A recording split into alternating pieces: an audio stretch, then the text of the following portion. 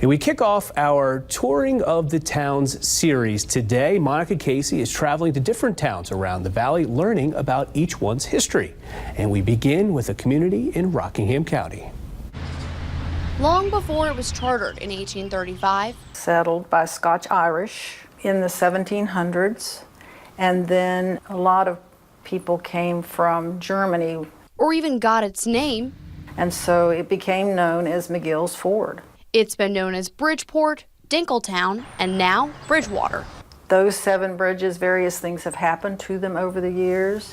Some of them washed away in floods. One of them was burned during the Civil War. Skirmishes which took place on the south side of the river.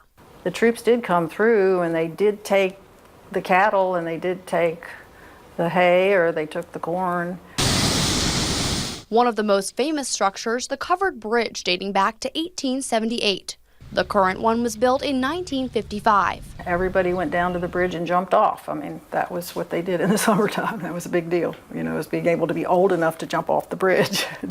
Into the water, helping commerce flow in the community. And one of the reasons I guess it was a commercial area was because of the river and because there were a number of mills on the river.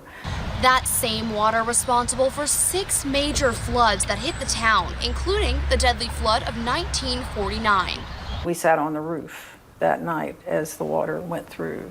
And of course 3 people drowned. One of them was a classmate of mine and her mother. And